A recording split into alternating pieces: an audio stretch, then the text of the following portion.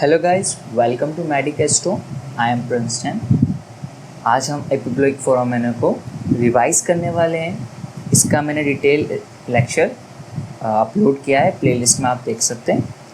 अभी हम इसका रिवीजन करने वाले हैं। So what is the epiploic foramen? It is the opening of about 3 centimetre through which lesser sac can communicate with the greater sac. अब ये ओपनिंग प्रेजेंट है, तो हमने इस ओपनिंग के आसपास की बाउंड्रीज को समझना इम्पॉर्टेंट है। चलिए समझते हैं कि एपिप्लोइक फोरामेना के एंटीरियर, पोस्टीरियर, सुपीरियर, इंफीरियर क्या क्या प्रेजेंट है। यहाँ मैंने डायरेक्शन फॉर्म करा है, सुपीरियर, इंफीरियर, एंटीरियर, पोस्टीरियर। ये एंटीरियर साइड है, ये सुपीरियर, ये पोस्टीरियर और ये इंफीरियर। सो एपिप्लोइक फोरामेन के एंटीरियर में हमें लेसर मोमेंटम देखने को मिलता है।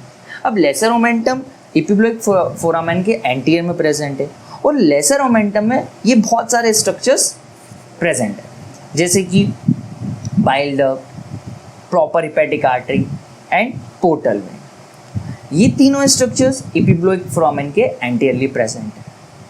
पोस्टीरियरली अगर बात करें तो पोस्टीरियरली हमें inferior vena cava, right suprarenal gland and T12 thoracic vertebra देखने को मिलेगा।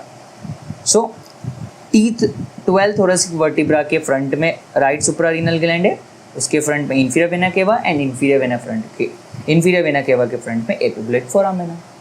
तो ये हो गई एंटीरियर और पोस्टीरियर बाउंड्रीज। सुपीरियरली क्या प्रेजेंट है?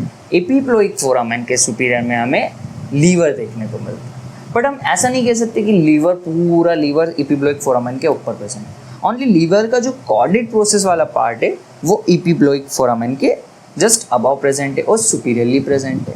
ठीक, अब इस थोड़ा डायग्राम में इमेजिन करना दिक्कत वाली बात है, बट फिर भी आप याद रखिए जो इंफीरियर स्ट्रक्चर है एपिप्लोइक फोरामेन के इंफीरियरली हमें फर्स्ट पार्ट ऑफ ड्यूडिनम देखने को मिलता है। आप इमेज देख सकते हैं, इसमें ये फर्स्ट पार्ट ऑफ ड्यूडिनम है जो कि एपिप्लोइक फोरामेन के बिलो में प्रेजेंट है। ठीक है, आगे चलते हैं। अब मैंने यहाँ पे वही जो आपको भी यहाँ बताया वो यहाँ मेंशन करा, तो आगे हम रिवाइज कर लेते हैं। Boundaries anteriorly bile duct, proper hepatic artery and portal vein, bile duct, proper hepatic artery and portal vein.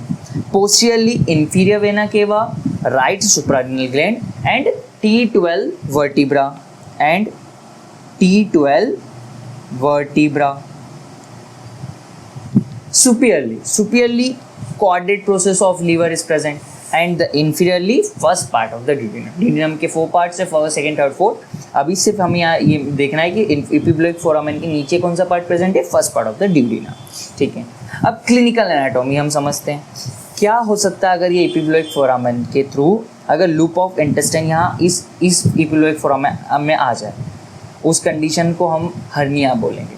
हमने जैसे इंग्वाइनल हर्निया पढ़ा था, जिसमें कि इंग्वाइनल कैनाल के थ्रू एक लूप ऑफ इंटेस्टाइन इंटर हो जाता है, परफोरेट करता है वहाँ पे। तो वैसे ही इस loop of small intestine can enter through this foramina to reach the lesser sac. So internal hernia कहेंगे इस चीज़ को हम। इंटरनल हर्निया में क्या होगा, लूप ऑफ इंटेस्टाइन में herniate through the foramen into the lesser sec.